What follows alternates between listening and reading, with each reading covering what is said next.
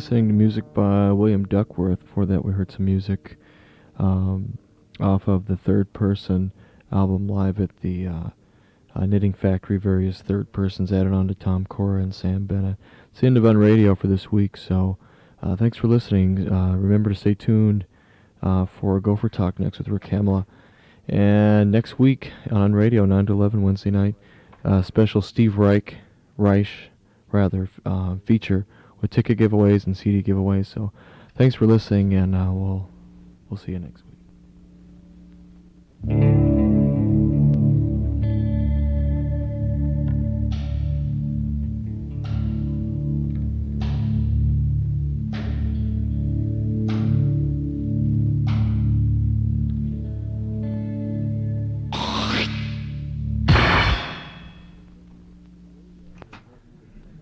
You're listening to Student Radio, WMMR 96.3 FM, cable AM 730 Minneapolis. It's a few minutes before 11, and you know what time that is.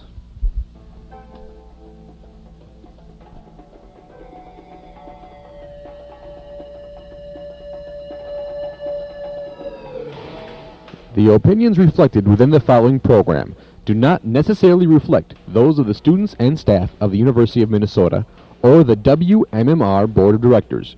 Student Talk Radio is intended to create an open forum for the university community. WMMR feels it is important that all views, no matter how dangerous or positive, be heard, so that all of us as students may make our own individual decisions. Check it, bud.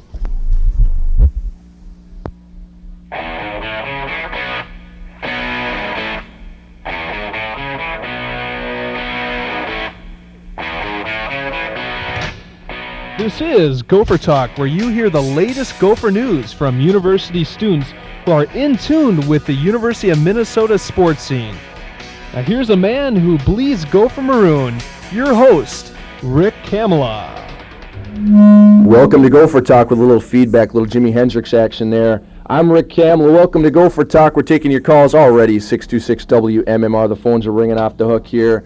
We've got a lot to talk about today. Gopher hockey, the Gophers are now in first place, 4-2 in the WCHA. Gopher football, sorry, subject to talk about, but we'll do it anyways. They're 1-4 in the Big Ten, 2-6 overall. They host Ohio State this weekend.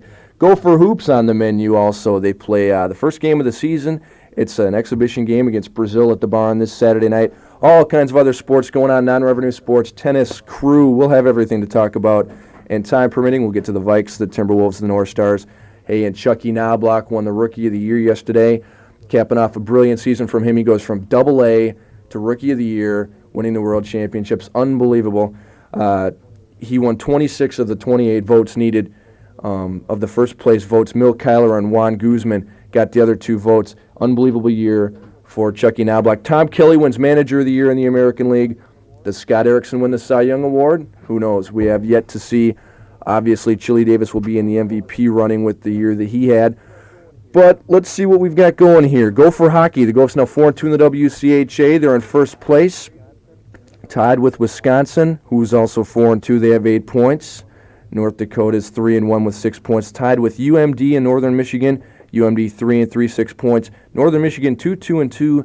They also have 6 points. Tied for 6th place, Michigan Tech 2-1 with 5 points. Colorado College 2-3 with 5 points. 8th place, Denver with 2-4 record, 4 points. And last place, the team the Gophers beat up on this weekend, St. Cloud State. They're 0-4, and it's going to be a long, long season for the St. Cloud State Huskies. We're taking your calls at 626 WMMR. I'm Rick Kamala, your host. And as I said, we've got a lot on tap for you. Let's talk about some Gopher hockey real quick before we get to Joe Pendle's sports update. Last Friday night, the Gophers needed to get a split in the weekend series. They came out on top Friday night, 7-4 in a win at St. Cloud State at the National Hockey Center. It was 3-0 Gophers at the end of one period. Olin was in on all of those goals. He had a goal and 2 assists in the first period. His second goal of the game and 4th point of the night put the U of M up 7-2 in the third period. And then St. Cloud State scored 2 late goals to cap it off. 7-4 was the final Friday night. The penalty situation, which always needs to be looked at. The Gophers 16 penalties for 32 minutes. St. Cloud State, 13 penalties for 26 minutes. Stolper had another great game, 33 saves on the power play. The Gophers were 3 for 7. St. Cloud State, 3 for 10. This year, especially with the new emphasis on the hooking, holding, interference, and everything else, you've always got to take a look at that penalty situation. Saturday night, the home opener at Mariucci. It was a big night. 6,900 came out 2 days after that huge storm and witnessed a 7-2 win over St. Cloud State. It was the 199th win for Coach Woog here in Minnesota, which ties John Mariucci's record for the most wins in Gopher history. St. Cloud State got off to a 2-0 lead 2 minutes and 21 seconds into the first period. The second goal was a crazy one. Todd Kennedy shot it from the left point, went off the backboards, came out to the right side of the net. Tony Gruber was right there, banged it past Stolp. I asked Stolp after the game what was up with that play, and he said it was an unlucky bounce, but it was his fault. He did take credit for it. He just kind of fell asleep on the play. But after that, the Gophers were gangbusters. They scored 7 straight goals, and it was 2-1 when Means hit the pipe in the first period. Magnuson coming in, following up the play, scored his 3rd goal of the year. It was 2-1 Gophs. A little bit more feedback. Then the Gophers tied it up when Travis Richards got a rebound goal from a bad angle. There was a scramble around the net. The puck came right out to him, banged it home. It was his 3rd goal of the year on the power play, and it tied the score at 2-2. Then the Gophers went up for good. Larry Olam on the power play put a blast past O'Hara, and at the end of the first period, it was 3-2. There were 12 penalties in the first period, a very sloppy game, but the Gophers went on to win it 7-2. Scott Bell, what can you say? He had a hat trick in the game. Second period, the Gophers needed a spark. 2 shorthanded goals right in a row. An unbelievable game. Then in the third period, he went on, capped off the scoring. It was 7-2 when he scored his 3rd goal of the night. He got behind the D. Deke Drake came back left, beat Stone, the goaltender for St. Cloud State. 7-2 Gophers. That made them 4-2 in the WCHA. We've already talked about that. Now tied with Wisconsin. The Gophers will play Wisconsin a weekend from now here in Minnesota. Friday night it'll be at Mariucci, and Saturday night it'll be at the Met Center, capping off the border war. Saturday afternoon, Wisconsin is here at the Dome to play the Gophers in football, and boy, won't that be the game everybody in the nation's watching. And then Saturday night, it'll be the Gophers in Wisconsin at the Met Center, and that will be the game everybody's watching as far as college hockey goes. That's a doozy. On Saturday night, the stars of the game for the Gophers were Scotty Bell. He had 3 goals. Larry Olam had a goal and 2 assists. Trent Klatt also added 2 assists. Jeff Stoll played well after giving up 2 early goals. He had 23 saves on the night. The penalty situation on Saturday night, not to bore you with these statistics, but they are telling the Gophers had 14 penalties, 28 minutes. St. Cloud State, 11 penalties, 22 minutes. In every game the Gophers have played this year, I'm pretty positive about this, they have had more penalties than their opponent, and that would thus translate into the Gophers leading the WCHA in penalties. They have committed 96 penalties for 216 minutes. Second is Northern Michigan. They have 90 penalties, 205 minutes. And Chris McAlpine, he's the best rummy in the WCHA, or the worst rummy if you want to say that. He leads the league in penalties, 20 penalties for 40 minutes. But you've got to look at it this way. The positive of this, he has all minor penalties, no majors in there. Rick, I was talking to our good friend Joe Pendle, who's coming up here pretty soon. He will talk to, of course, Doug Woog a little later on. And he was at the media office, and the New Jersey Devils called and asked, they wanted statistics on Chris McAlpine so far this year. And Joe goes, okay, no goals, 2 assists, 40 penalty minutes. I'll tell you what, he is, New Jersey has the rights to Ben Hankinson. He's in their minor league system. Hank is second in Gopher history in penalties and penalty minutes. McAlpine's going to for sure pass him and Joe Micheletti for the most penalties and penalty minutes in Gopher history. And I'm sure Hankinson said, hey, call up, see what this guy's doing. He's the same type of player. Although Hankinson's got some scoring ability, McAlpine, he's a good, steady defenseman. He knows what he's doing defensively, but he's also a rummy. He's going to get in there and get some sticks in your shoulders and up in your equipment, and he's really going to harass you, make it tough to get to the goal. Of course, it's also hard to score many points when you're in the penalty box predominantly most of the time. 40 minutes and penalties is a lot in 6 games. It sure is, and I talked to Larry Olam, whose penalty minutes are way up. I interviewed him after the game, talked to him a little bit about that. We'll get to that later, but I'll just give you a preview. He said that it's not anybody changing their style of play. it's the rules. That's what's making this a big difference. We've already talked about the WCHA standings. Let's look at the Gophers' top scorers. Larry Olam has 14 points, 4 goals, and 10 assists. That's good for 6th place in the WCHA. Tied for 7th place, Craig Johnson. He has 5 goals, 7 assists for 12 points. He's tied with Mark Beaufay out at Northern Michigan. 9th place is Trent Klatt. He has 4 goals and 7 assists for 11 points. So the Gophers have 3 of the top 10 scores in the WCHA, which is pretty respectable. As a matter of fact, it's pretty unbelievable. And then a freshman from Anoka, Steve Magnuson. Unbelievable story. This guy basically came out of nowhere. 3 points, actually 3 goals, 4 assists for 7 points, tied for 17th in the WCHA. If you'd have told me that at the beginning of the season, I would have said, hey, what about Darby? But that's what everybody's saying right now. What about Darby? Tell you what, guys, Joe Pendle Sports Update up right now. Here you are. This is Joe Pendle with the Golden Gopher Sports Wrap. Last weekend, the men's cross-country team traveled to West Lafayette, Indiana for the Big Ten Championships. The Gopher Harriers finished a disappointing 9th. Nonetheless, there were some bright spots. Doug Milkowski covered the course in 25 minutes, 45 seconds, 45.7 seconds, a season's best for Milkowski and the team. Another Gopher to shine was Sean Fitzgerald, who grabbed 43rd place overall in a time of 26 minutes, 25.31 seconds. Fitzgerald is normally a middle-distance runner in the outdoor track season, and thus this was his first Big Ten meet, so a good showing for Sean. Moving on, the Golden Gopher Golfers continued their incredible fall season by winning top honors at the Arkansas Invitational. The Arkansas tourney was the second straight victory for Minnesota, following up on the Walter McLaughlin of 2 weeks ago. Once again, a Gopher tacked on individual honors as Terry O'Loughlin completed the course with a 2-round total of 144. That was O'Loughlin's best showing of the season. The Gopher Golfers won't be in action this weekend, but the tennis team will as they move on to Madison, Wisconsin to play in the NCAA Regionals. This tournament is a qualifier for the Rolex Indoor Championships, which is a part of the Intercollegiate Grand Slam. The Gophers should be led by Brian Uline, who is a senior and captain on the team. Dean Lushko, a junior, Paul Pridmore, and Ross Lowell, a freshman, will all be in the singles competition. There's also a doubles aspect to this tournament.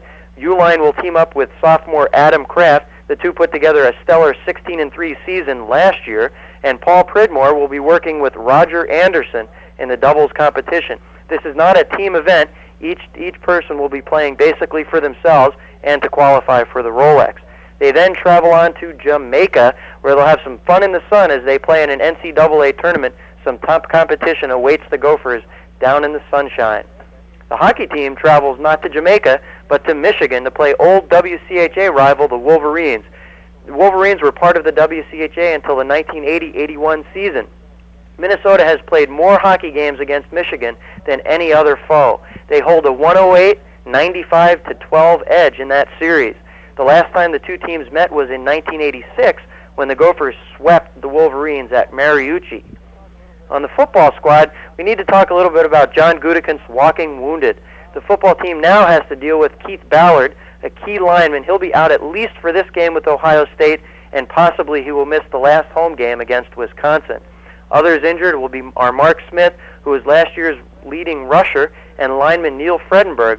Both players are out for the year. Chip Brixius, who was the team's starting center at the beginning of the year, his status is unclear as he's dealing with continued knee problems. He had some thigh surgery about 2 weeks ago, and he may be able to play for the Iowa game. We know Chip wants to give it another shot before his career is over. The wrestling team hits the mats for the first time this fall as they go up to North Dakota to take part in the Bison Open. Each wrestler will be going unattached, which means the Gophers won't be graded as a team, but each guy's going to set themselves up for higher rankings as they approach the Big Ten season and NCAA competition. Back home, the swimming and diving team hosts Northwestern on Sunday at 1 o'clock in the Hughes Aquatic Center. Gopher fans can look for Sean Quackenbush, who's a butterfly extraordinaire, Paul Nelson, an intermediate swimmer, and Del Cerny, the team's top sprinter, to lead the way. Well, Sam, this is the point of the show that I always get a little bit nervous. For WMMR Sports, I'm Joe Pendle. All right, Joe, thanks a lot. Doing a great job as always. Talking about those non-revenue sports and the money-making sports as well. We're going to take a break right now, but keep it right here to Gopher Talk. We're taking your calls, 626-WMMR. That's 626-9667. When we come back, We'll hear from the sixth leading scorer in the WCHA, Larry Ullum. Keep it right here, Gopher Talk.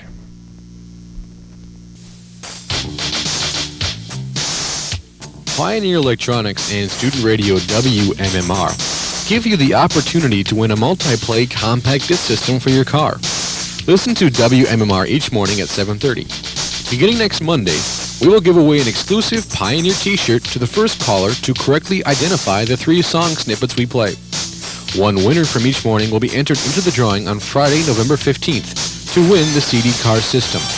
Only 5 lucky listeners will be entered in the final drawing. So listen each morning next week at 7:30 to win a t-shirt and take a shot at a Pioneer compact disc player. Brought to you from Student Radio WMMR and Pioneer Electronics, the leader in car stereo equipment. Pure energy. Pure energy. Sports Saturday on WMMR Radio brings the student of the game all of the needed dosage of Gopher sports action on Saturday. You got Joyner into the end zone. Touchdown, Minnesota! A nice Join run me, by Sam Joyner. Sigelman, and Tony Burbeck as we bring you the clash of the football titans as the Golden Gophers take on the Ohio State Buckeyes right here at 11 a.m. this Saturday. Gopher Sports and WMMR Radio are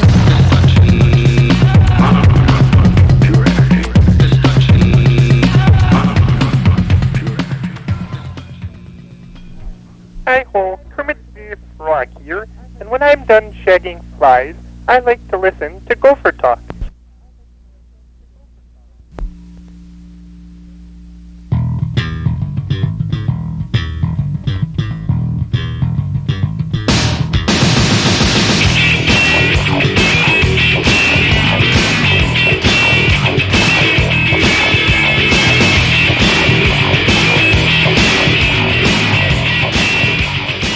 Welcome back to Gopher Talk. I'm Rick Kamla. Hey, you guys, little reminder, this is a talk show. We need your calls to make it a show. Actually, we don't, but we would like to have your calls. Get your input on sports. See what you guys think. The number is 626-WMMR. That's 626-9667. Guys, we got a lot more on tap today. We're going to hear from Larry Ullum in a minute, a little bit later on than that. Patty Hagery with her update on women's Gopher volleyball. Sam and Rick Wiegman sit down, talk Gopher sports. A little bit later than that, Sam sitting down with Kevin Allensbach, as they always do, talking football. And then we've got a big treat for you. Joe Pennell sitting down with Doug Woog, talking about Gopher hockey in the upcoming series this weekend against Michigan. Elsewhere with Gopher hockey, unbelievable Jeff Stolp having another great year. He's 4-1, 2.96 goals against, 88.9 save percentage. All very respectable statistics. The Gophers first place tied with Wisconsin. And a big thing that has to do with that is the fact that they're third in scoring and third in goals allowed in the WCHA. They've scored 5.33 goals a game in 6 games. That ranks third behind first place North Dakota and second place Northern Michigan. They're also third in goals allowed, 3.5 goals allowed per game. That's going to get you some wins. First is Michigan Tech. They have Ram and Sargent, 2 goaltenders in the top 6 in the WCHA. That's going to get the job done for you. Second place is Wisconsin with Dwayne Dirksen, I should say, 3.33 goals allowed per game, and then the Gophers with 3.5 goals allowed per game. This weekend, the Gophers will go to Michigan, and as Joe said, he took a lot of my facts and figures away from me in his little update there. But the Gophers are playing Red Berenson's club last year in the CCHA. Michigan was 24-5-3. I'll get it out eventually. Good enough for second place, and they were 34-10-3 overall. A great team. Before the season this year, they were ranked number 1 by most of the polls, and they're a great, great hockey team. They've lost one of their top 10 scorers from last year, and that was their 5th-ranked scorer, Dan Stone, who had 21 goals, 27 assists, and 48 points on the year. That's the dialing music, guys, 626-WMMR. That's 626-9667. After the game on Saturday, the 7-2 Gopher victory, I talked with Larry Ullum about a lot of things, about penalties, about his being a leader, a captain on the Gophers, Larry Olam, at the end of his Gopher career, at the end of this season, could pass all the Gopher playmakers and be the best Gopher assist man of all time. This is my conversation with Larry Olam. Rick Hamley here with Larry Olam. Larry, you had another great game tonight. How does it feel to get a sweep against St. Cloud State? You're now 4-2 in the WCHA, moving on to Michigan next weekend. Yeah, it feels really good, it's a sweep. It's a tough schedule, and it's been tough on the road for us, and it's going to be a big test for us in Michigan next week because they're going to be a good team. In the first period, you guys were on a 4-on-3 advantage. You had the puck on the left side up near the circle. You shot it. Was it tipped in? It turned out to be the game winner. It put you guys up 3-2 at that point. Was it tipped in? Talk about the goal a little bit. Well, he just gave me a shot, and I took it, and it deflected off the goalie, I think. I don't know if it hit anything else, but it wasn't a pretty play, but got the job done, I guess. Later on in the first period, you had another great scoring opportunity right out in front. Tim Hannes came over, bumped you, knocked you down. Then you got up, and you guys were right in each other's face, and you gave him a little jab. Talk about that a little bit. Well, that's just the heat of the moment. That's the way it goes. Tempers are up, and you're playing hard, and it was no big deal. Nothing happened. 2 minutes each way, and no big deal. That's the way it goes. Any hard feelings there? No. You play the game, and just play hard. There's no hard feelings at all. You have gotten a lot more penalties this year than you have in past years. Is this more due to the rule change, or are you just playing more aggressive and more feisty? Well, I think player for player, everyone's getting more penalties because there's twice as many penalties. So that's all there is to that. I'm not playing any feisty or anything like that. It's just playing hard, and that's the way it's going. You're a captain this year. You're going to be looked at to be more as a leader. And how does that role fit with you? Well, I like it. It's a challenge, but we got 20 guys or 25 guys that play hard, and it's not too tough. They're good guys, and they will come to the rink ready to play. So I don't feel too much pressure because everyone takes care of themselves and gets themselves ready. How does it feel to be considered one of the best players in the country? You're a preseason All-American candidate, and actually for the postseason you're an All-American candidate, and you're also a Hobie Baker candidate. How does it feel to play with that? Well, it's nice recognition, I guess, but I don't really think about that at all. We thought about St. Cloud this weekend, and we'll think about Michigan next weekend, and just play the games. And it's a team sport, and you go out there and try to win as a team, and whatever else happens is just kind of nice, and nothing you can do about that. Going to put the awards up to the end of the season, huh? Yeah, that's right. You got Michigan next weekend. Talk a little bit about that team, one of the best in the nation, coming into this season. You get a break in the WCHA schedule, but it's going to be a tough weekend. Yeah, well, I don't know anything about Michigan except what we've heard about them, and because we haven't played them, since I've been here. So they have some great players, and we got great players too. So it should be a good matchup. Try to get a little bit of revenge for the football team. No, we don't see any revenge at all for that. That's their game, and we'll play ours. Well, good luck next weekend. All right, thanks. Thanks, Larry. All right, Larry Olam obviously not keeping up with the Gophers' plight on the football field this year, and who can blame him, frankly? The Gophers are at Michigan this weekend, as we've talked about. Let's scout this team a little bit. The players to watch on offense: Danny Felsner and David Roberts. Felsner's a right winger, Roberts a left winger. These guys are both Hobie Baker candidates, both unbelievable hockey players. Last year, Felsner had 40 goals to lead the team. 40 goals, 35 assists, 75 points in 46 games. He had 18 power play goals. These stats are astronomical. Roberts had 26 goals, 45 assists, which led the team, 71 points in 43 games. These guys can really pump it in the net, and they returned their top 4 scorers from last year. Wiseman and Oymet are also great, 58 points and 50 points, respectively. And you've got to remember, Michigan is a team that has great hockey tradition. You think of the basketball and the football in recent years, but this team has won 7 national championships in hockey, more than any other team. Denver, North Dakota, Wisconsin, they all have 5. Minnesota, Michigan Tech, and Boston University have 3. So this team has a lot of great hockey tradition. And as Joe Pendle said, the Gophers have played more games against Michigan than any other team. As a matter of fact, back in the old WIHL days, Michigan won the title in 1955-56, which was the last time they won that league. They finished second place 8 times in 12 years between 1952 and 1964. The last 2 were in the WCHA. So Michigan and Minnesota used to a great rivalry. They're going to renew it. The last time these 2 teams played was back in 1986. The Gophers won it 5-2, and the night previous to that, the Friday night game, they won 11-2. So right there, 16-4 in the last 2 games. But obviously, that's very irrelevant right now. That was the first year Wooger was a coach here in Minnesota, so he's 2-0 versus Red Berenson's Michigan team. Rick, not to interrupt there, but why aren't these two powerhouses ever scheduled? A lot of Minnesota, especially in the early season, wants to get competitive teams to play so they can get ready for not only the WCHA season but the playoffs as well. Why hasn't this team why haven't these two teams played since 1986? Is there a reason for that? Are they scared of each other? I tell you what, I think the person you'd have to ask that is really Doug Woog. They might be scared of each other because you kind of want to get the rankings going early on in the season, and I guess that would be better than beating up on each other, which is basically what these two teams are going to do. If the Gophers go in there and get a split, I think they're going to be fortunate because this team is unbelievable, especially at home. They're going to have the home crowd going nuts and everything. In recent years, the Gophers in the preseason, as I look on the rosters here, last year they played Maine and Boston College late in November. Those aren't exactly slouches, but they usually started off with the WCHA. I see later on here we've got Boston College, New Hampshire, Harvard over Christmas, Maine, St. Lawrence, and actually that was the year before last. I'm looking at the wrong thing here, but there you go. That just tells you that maybe they just scheduled different tough teams early on in the season, and it just hasn't worked out with Michigan.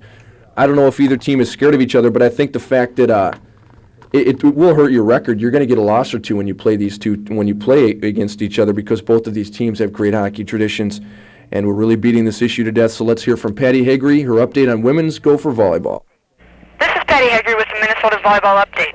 Despite the 28 inches of snow that fell over the weekend, the Northwestern and Wisconsin volleyball teams managed to make it to Williams Arena for their matches.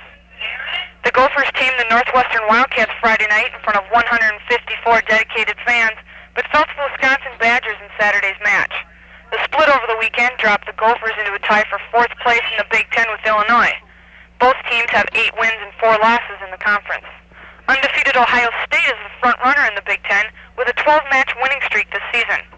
Tied for 2nd place are Penn State and Wisconsin with matching 9-3 records. Helping the Gophers this weekend was senior middle hitter Karen Lucien of Roseville. Lucien leads Minnesota with 251 kills, but sat out last weekend with a sprained ankle. Lucien and co-captain Becky Lindbergh led the Gopher offense against the Wildcats with 10 kills apiece. In the Wisconsin match, Gopher outside hitter Kristen Novell scored a career-high 17 kills in the loss. Although the Gophers are 4 games out of first place, they are happy with that position.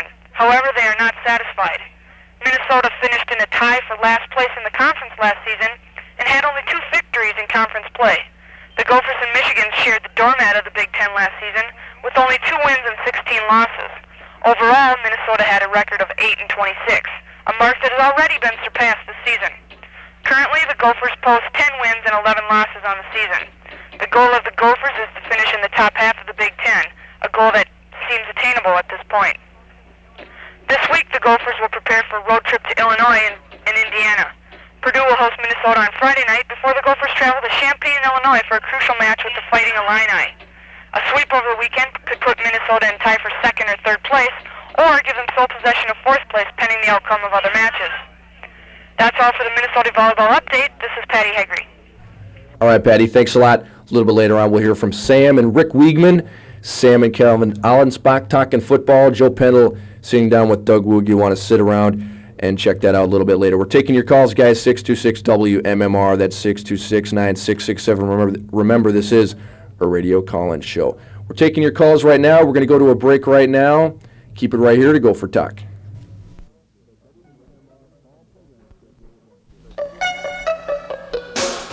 The WMMR Fall Program Schedule is here, complete with a day and time of all your favorite shows. The program schedule has a complete listing of WMMR's talk radio, morning, and primetime specialty shows. The schedule is free and can be picked up at locations around Minneapolis, including the MSA store located in Kaufman Memorial Union. The WMMR Fall Program Schedule is your guide to the university's only student radio station. So pick up yours today and stay tuned to Student Radio WMMR. Coming soon.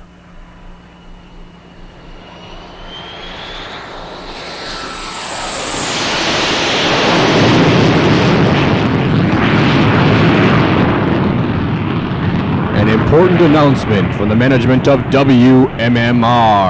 Stay tuned.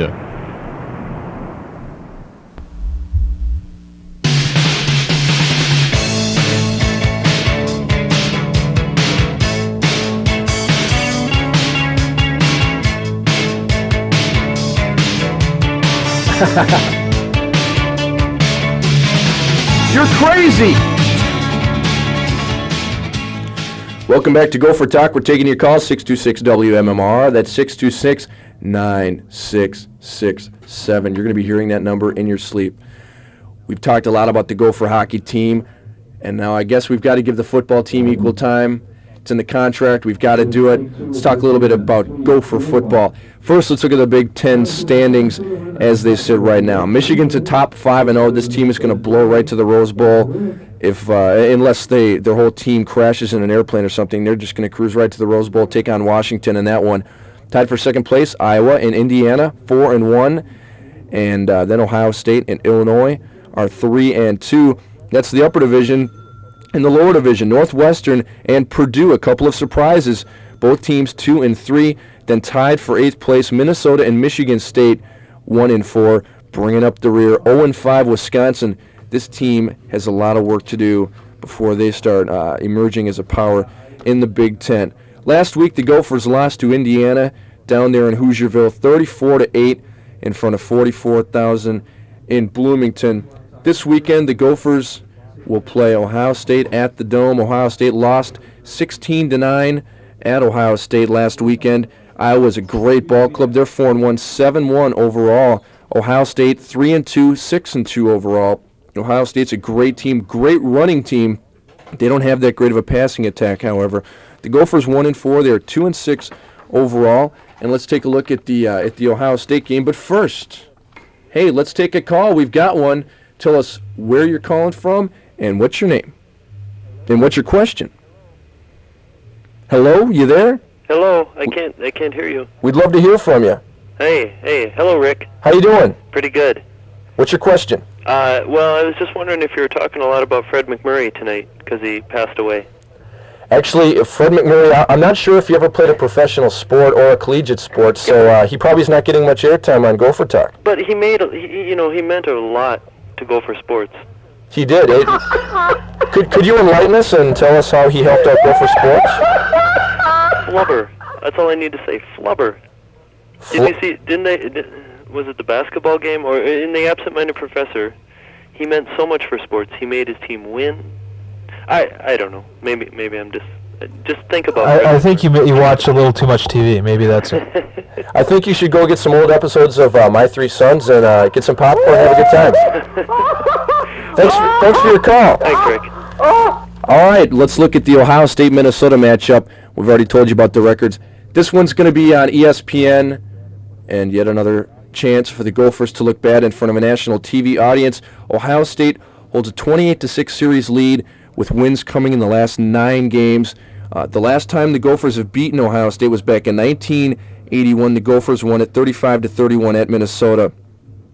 And the last meeting between these two teams back in 1990 at Columbus, 52-23. Ohio State beat the Gophers. It was ugly. They got off to a 21-3 lead, never looked back. John Gutekunst, let's take a look at his record because he's been in the news a lot lately. People have been talking about him as getting the axe. Of course, at the end of last year, he signed a 3-year contract, but a lot of scuttlebutt's been going around that he's going to get the axe at the end of this year. They're going to bring somebody else in. And I know for a fact that Gutekunst isn't a great motivator, but I think it's going to take a serious messiah to get this team going and on the winning track. His record with the Gophers in the Big Ten, 18-25-2 in his 6th year. Overall, he's 29-34-2. Rick? Not very good numbers, Sam. Oh, no, not at all. And, this brings up a great point. Gutekunst may not be the man to do the job. Who is? You said we need a messiah in Minnesota here.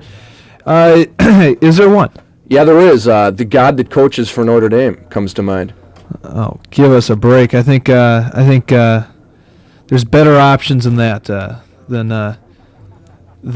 Digger Phelps or who's the coach now? Actually, John McLeod's the basketball coach right. now, but of course Lou Holtz is on the sidelines for Notre Dame. but this isn't a Notre Dame show. This is a Minnesota show. You guys remember the game back in 1989 in which the Gophers had a 31-0 lead over Ohio State on national TV. Ohio State came back to win that game by the score of 41-37. And let's take a little bit of a look at the Ohio State team this year. They lead the Big Ten in scoring defense. They rank 12th nationally in scoring defense, allowing 13.8 points per game. And in 5 Big Ten games, the Buckeyes on offense rank 3rd in scoring, 21.6 points a game. Just 9th in passing. They don't have a great passing attack at all with Graham, who came from Notre Dame, as a matter of fact. He's 9th in passing with 124.4 points a game. Ouch. But the fact is, they're 2nd in rushing with 219 yards a game, and that's going to get the job done in the Big Ten. Grinding it out, just play Big Ten, run the ball, smash mouth football. They're 4th in total offense, 343 yards, so they do have a pretty good offense. A great defensive team led by Steve Tovar and Spellman. An unbelievable defensive team. They're 1st in rushing defense, 91 yards allowed, but they're 9th in passing defense, 205 yards, so Fleetwood could go nuts on these guys. I don't think so. And they're 3rd in scoring defense, as we said, 12.4 points a game. A great defense. They're now ranked 19th in the AP polls following that loss to Iowa. And no opponent that has played Ohio State this year has scored more than 20 points. That's not a good stat for the Gophers because in 4 or 5 Big Ten games, they've scored 8 points or fewer. Ouch, babe. Here's the story, what they're scoring in the Big Ten. They're 10th. They're dead last. They've scored 7 points a game on the average in the Big Ten. That is unbelievably bad. And they're 10th in scoring defense, allowing 26.6 points a game. They're even worse than Wisconsin, yet the Gophers have one victory to show for themselves. I'll tell you what, the only good players on this team, before we get to Sam and Rick talking Gopher sports, the only good players on this team, Andre Davis, who is averaging, let's see here, 12.1 tackles a game, pretty respectable. Lumpkin's averaging 11.3 tackles a game, is a DB, and Ben Williams has 5 sacks. These are the only guys that are out there busting their butts for Goody. Everybody else has just packed it in. The football team is amazing. How could you be so pathetic? Especially, how could you be the worst football team in Minnesota when you have the Vikings in the same stadium? The Gophers are so bad. They rank 105th out of 106 Division I football teams in offensive scoring.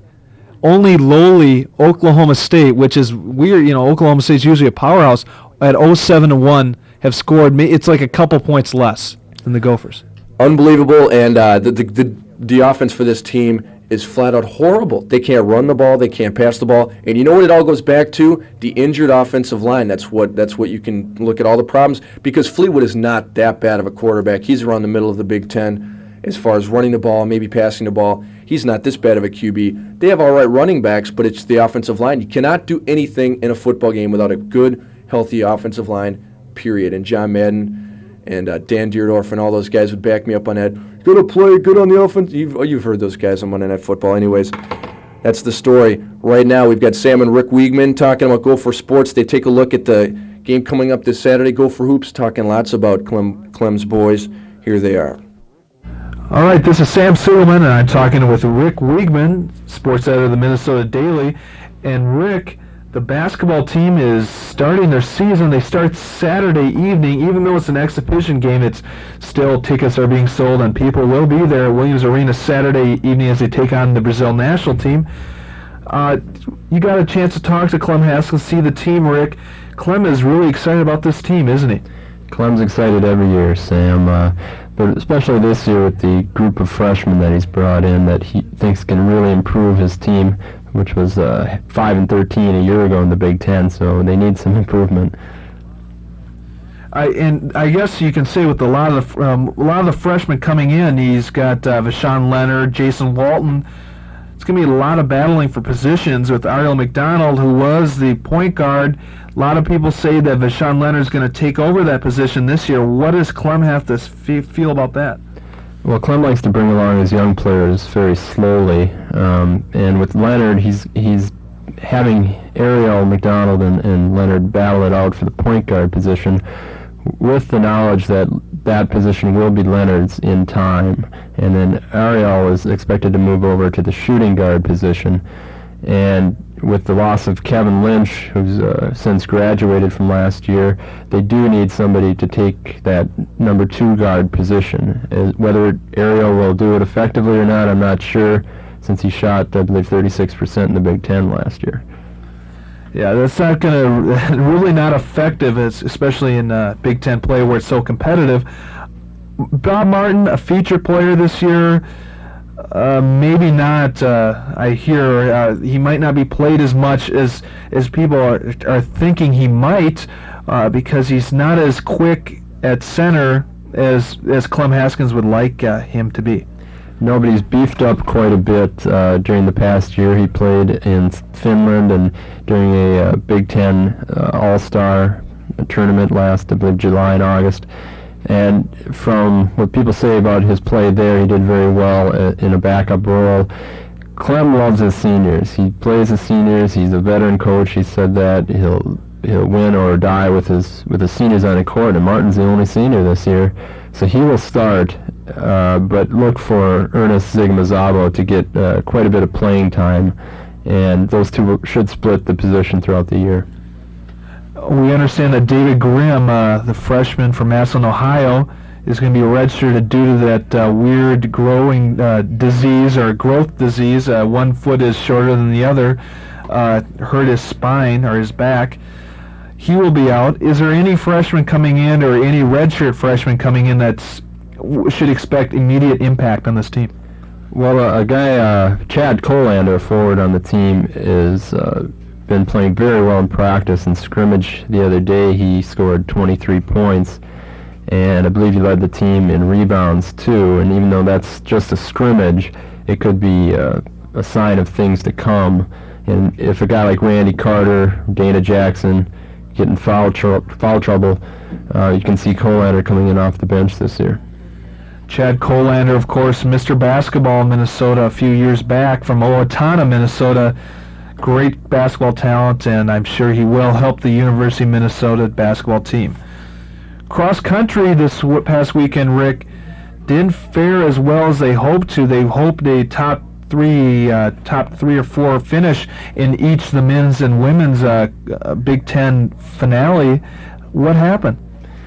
Well, they had a lot of trouble getting out of the area with the snow in the first place, but that's no excuse. The men's team got 9th out of 10 and beat only Iowa, and that was very disappointing finish. They only ran 6 runners, and they could run 7. That's what the rules state. So just a bad year. They had a lot of injuries.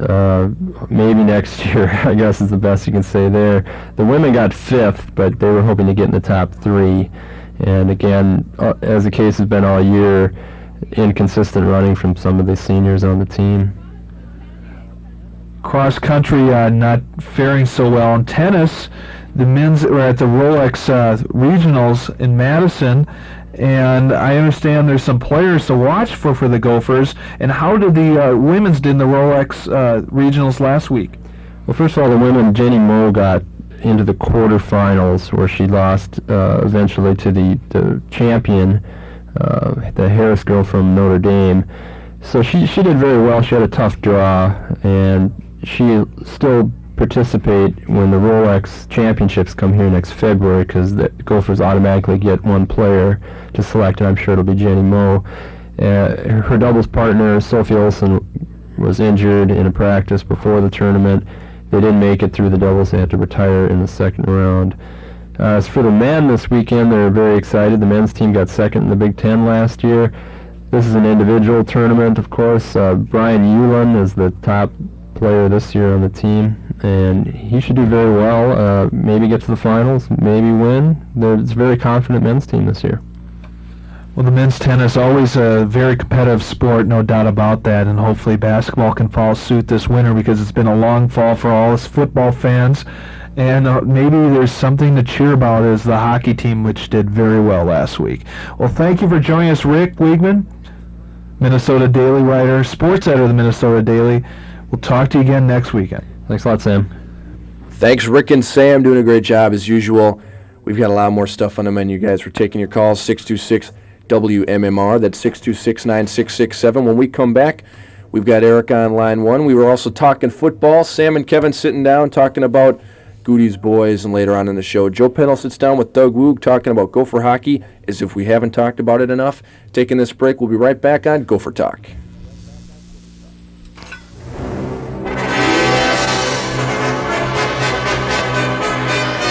Listen in every Monday through Friday for the...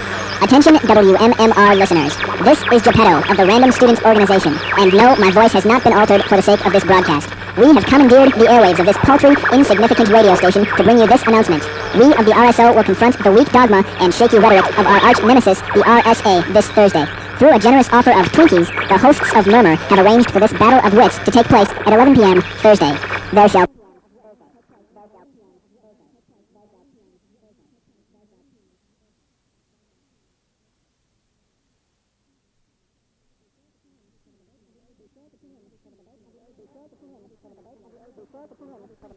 Be sure to tune in for the debate of the ages. We now return you to your regularly scheduled commercial. And remember, toast is yummy. Keeping you in touch with the world.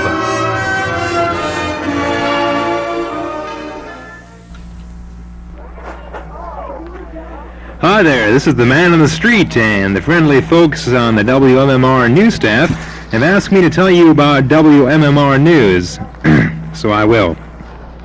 Every day when I'm driving home from work in my Yugo, I tune in to the Pacifica Report at 3:30, and then I listen at 4 for the WMMR Regional News Report. Thanks to WMMR, I'm an informed citizen. So, where's my check? What do you mean I'm not getting paid? Power 92 radio. Right up here in the Playhouse. There's nothing I like better than listening to Little Gopher Talk, Rick Camelot, at night, on a round table.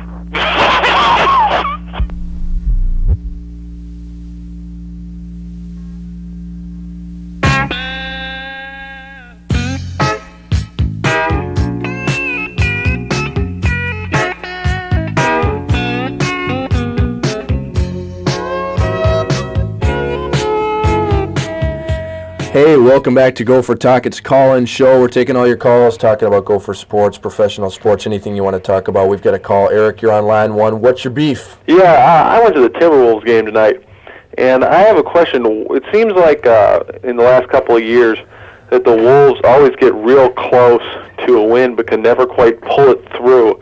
Is it because of the coaching, or did the players lack of intensity, or what do you think it is? I tell you what I think it is. They have the players that can stay in the game, compete on the NBA level, but they lack that one go-to guy, that one superstar that can really nail the J when you need it. I was at the game tonight also, and they just lack the go-to guy. That's what they need. They have the Tony Campbells, Pooh Richardsons. These guys are pretty steady players, but when the game's on the line, when there's 30 seconds left, you're down by 2, and you need a bucket to tie it up, these guys aren't go-to guys. They're not consistent enough to hit that J and come up with the pressure shot. Yeah, do you think with experience, with Spencer and Frank and such, that they could possibly get better? They need serious help through the draft. That's all I can say. They need to get a superstar out of the draft. They need to have a bad enough record at the end of this season, next season, so that they can go out and get a player like the caliber of a Kenny Anderson, a Billy Owens, a player of that caliber. Until they do that, they're not going to be a good team, because they're not going to be able to make any landmark trades with the players that they have to get a superstar. They're going to have to do it through the draft, and this year's draft is a perfect example. Taking Luke Longley and Myron Brown, you are not going to build a strong franchise taking players of that caliber. Mm-hmm. Yeah. Why would they get guys like that? I mean, it doesn't seem like they need anybody like a Luke Longley. I have no clue. Play the laugh track, please. Luke Longley is a joke. They have Randy Brewer, they have Felton Spencer, they have Todd Murphy. I mean, they've got a front court. Yeah, but isn't Randy Brewer absolutely worthless? Yeah, he is, but the deal is he's not bad for 10 minutes a game, I guess. And to go out and take a Luke Longley over players like Stacey Augmon, who's playing real well with Atlanta right now, that's who I thought they should have drafted. Why didn't they get him? Hey, I don't know. They're pretty full at the swingman position with the Corbins and the Campbells, Gerald Glass, But I still think you cannot pass up a player that good. Even if you are still strong at that position, you can find somewhere to put him on your team. Yeah, okay. Well, thanks a lot. Hey, Eric, thanks for the call. Yep. Bye-bye. All right, talking little T-Wolves there, kind of an unexpected call and an unexpected topic, but I think we fielded it well. The T-Wolves lost tonight 97-94 at the Target Center, the 43rd consecutive sellout at the Target Center. The fans are paying, they're showing up, but they're not watching a winner. The novelty is going to wear off in this great arena, and this new team is, they're not going to get the fans anymore if they don't put a winner on the court. And I have one more comment about the new coach, Jimmy Rogers. This guy is about as exciting as a doorknob. I'll tell you what, he sits on the sidelines, he just murmurs to himself. He's not getting anybody psyched. He's the exact opposite of Dick Versace, who coached with Indiana last year. And this guy is definitely not the coach that the Timberwolves need to get everything going and get them on the winning track. Moving along to some professional sports elsewhere, the Vikes, they're now 5-5. They've won 2 in a row. 3 of their last 4 games have been victories. Sunday was a big win, 28-13 over Tampa Bay at the Dome. Terry Allen had a huge game, 14 carries, 127 yards, 2 touchdowns, and he had a 55-yard touchdown run in the fourth quarter that capped off the Vikings scoring. And what happened to Herschel Walker? 2 weeks ago versus Phoenix, he had 3 touchdowns in the 28-0 win. Last week, 7 carries, 13 yards, 5 receptions for 30 yards, 43 yards total offense. We're paying this guy $18 million a year to get 43 yards total offense. It's an unbelievable thing. Pat Royce's article on Monday summed it up best.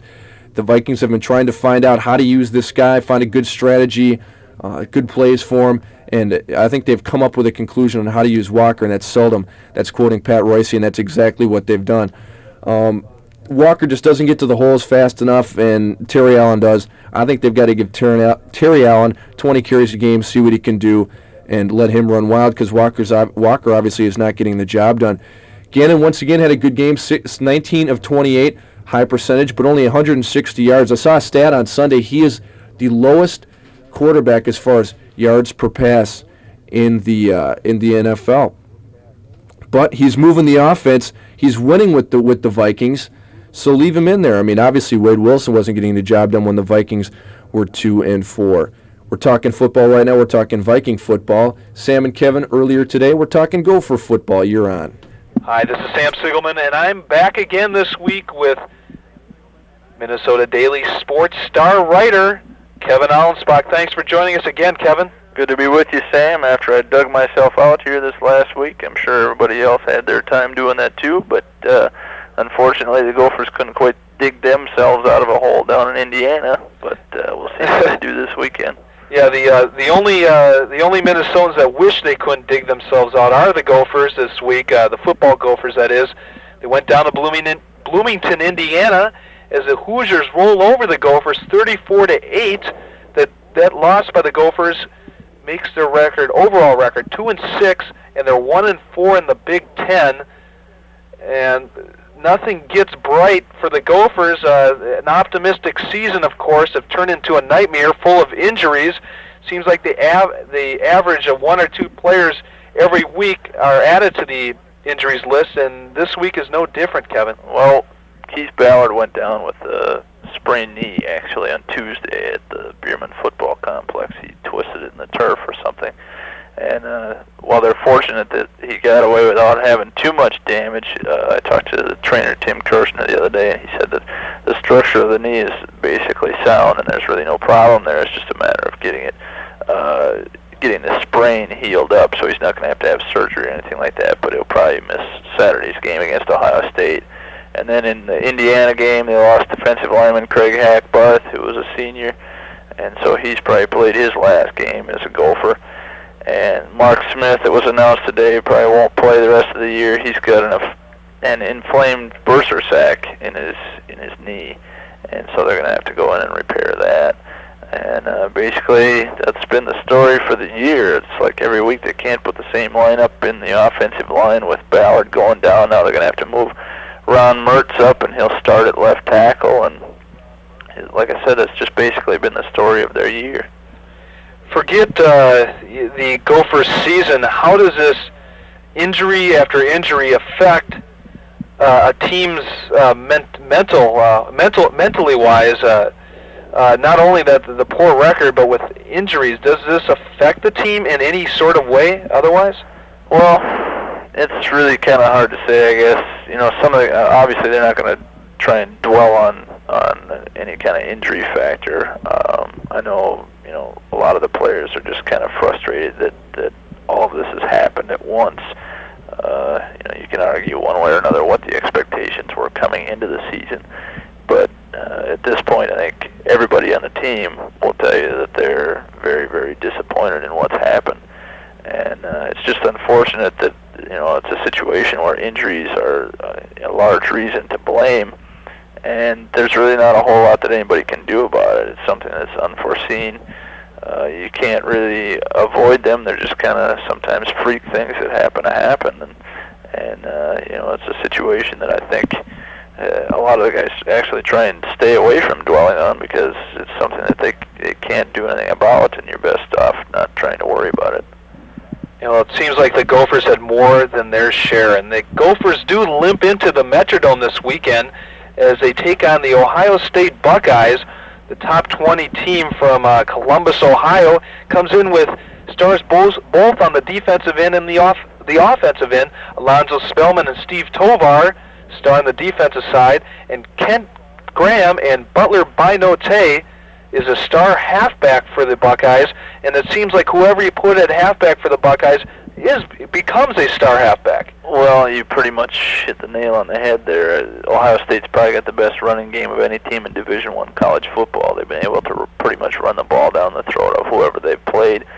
Not to get away from that, actually, but I was pretty impressed with the way Kent Graham threw the ball against Iowa late in the game. He was able to get the Buckeyes moving a little bit, and if it wasn't for a pretty good Hawkeye defense, who knows, the Buckeyes might have been able to come back and win that game, and surprisingly, like I said, they were doing so through the air. But, you know, their running game, what can you say? You got Carlos Snow and Butler Binote. Both those guys are over 500 yards on the year. Binote is getting close to 600. By the time you add up all of their rushers, I think they probably have a good 3 or 4 times the amount of yards rushing that the Gophers do. So that tells you right there the disparity between the two teams. You know, the Gophers are going to be facing a team coming in here that's been able to move the ball against everybody that they've played. And I think more important than that, the Buckeyes have been able to put the ball in the end zone once they get into, you know, that area inside the 20. They've scored, I believe, if the stat is correct, I don't recall right offhand, but I think it's 22 out of 27 times once they're inside the 20. And, you know, that's going to put a lot of points on the board for you, and the Gophers haven't seen near that kind of success. And success has come few and far between for the Gophers. 2-6 record overall. The 2 wins, total of 9 points over San Jose State and the Purdue Boilermakers, not top 20 teams by any means. A season like this, John Kudakun's under fire once again. How does this affect John's recruiting season? Well, I don't know if it's really going to change it one way or the other. Basically, I've seen a lot of recruits. One of the things that they do with the recruits is they bring them through the press box down at the Metrodome before all the games. And it's kind of a tour that they lead the high school seniors on. They take them down, they show them the field, they show them the locker room. And of course, all these guys come to campus for a visit too. And you know, the players that I've seen that they've been bringing in, you know, a lot of them are you know, typical recruits that they've had years in the past. And I think the thing that's going to hurt Minnesota in the long run is the fact that they're not putting together winning seasons consistently. One of the things that they did do that may help is the fact that they got on TV quite a bit. I mean, we were on national TV 3 times on national TV, and before the season is over, they'll probably be on TV at least 4 or 5 times. And you get that kind of exposure, and that's definitely good for recruiting. But until you can compete with most teams at a national level, you're not going to get that supreme player. You're not going to get the blue chipper that can turn you from just a good team into, you know, a potential Big Ten champion or a potential, you know, high-level bowl winner or, you know, God forsake us, a national champion.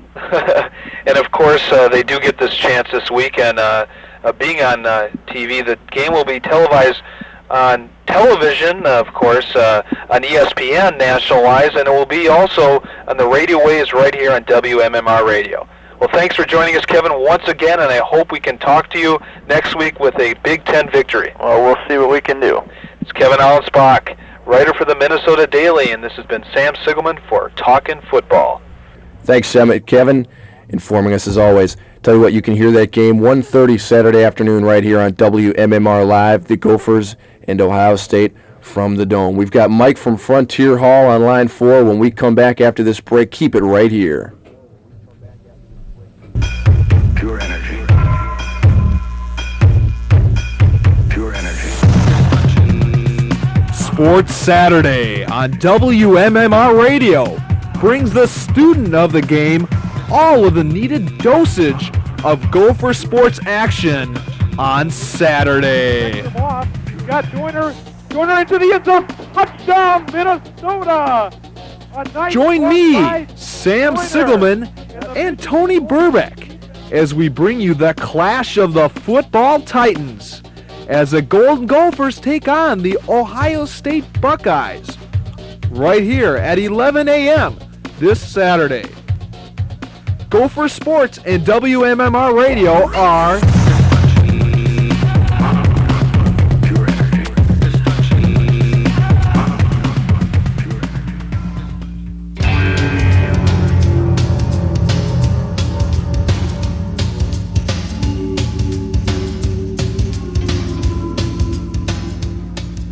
Thursday, November 7th, Jam and Company 7 presents Morrissey. The show starts at 7:30 p.m. at Northrop Auditorium on the U of M campus. Tickets are $22.50 and $25 in advance. Tickets are available at all Ticketmaster locations, including Dayton's Ticket Outlets, Great American Music Stores, and Lewis Drugs, or you can charge the tickets by phone at 989-5151. That's Thursday, November 7th. Morrissey at Northrop Auditorium.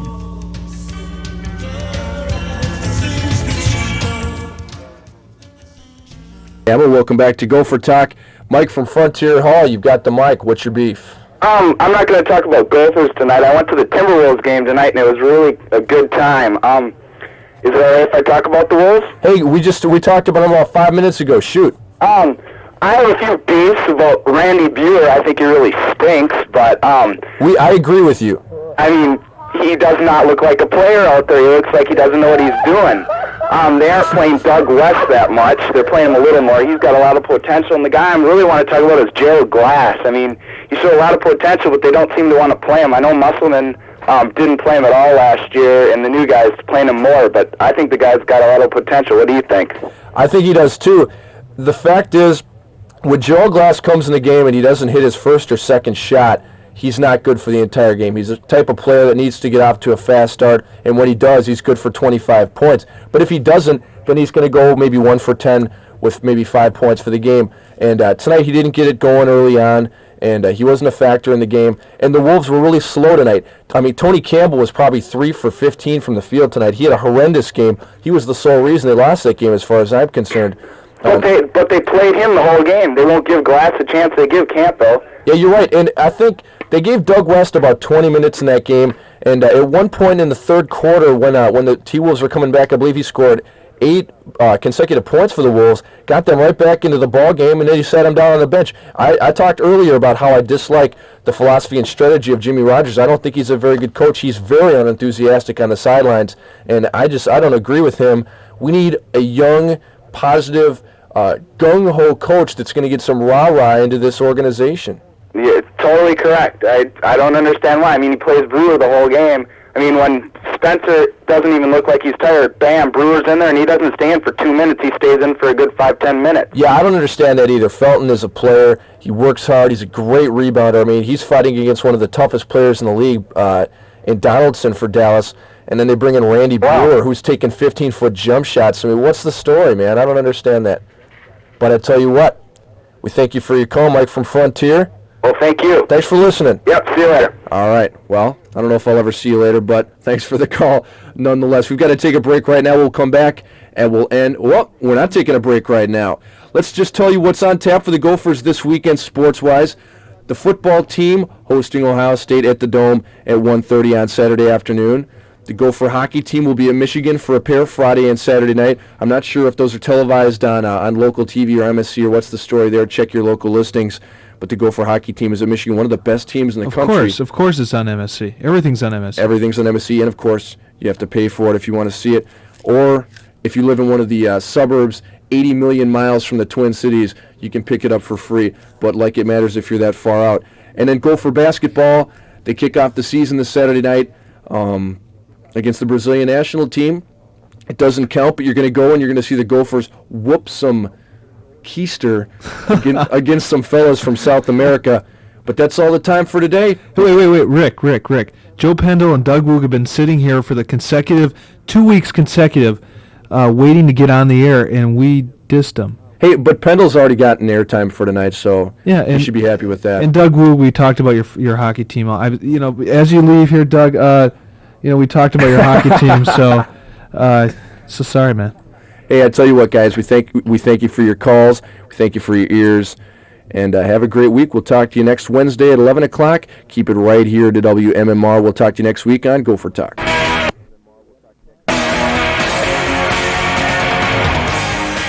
Thanks for listening to Gopher Talk, hosted by Rick Kamala, directed and produced by Sam Sigelman. Gopher Talk can be heard every Wednesday evening from 11 to midnight on 96.3 FM, 7:30 in the dorms. Gopher Talk is a WMMR sports production.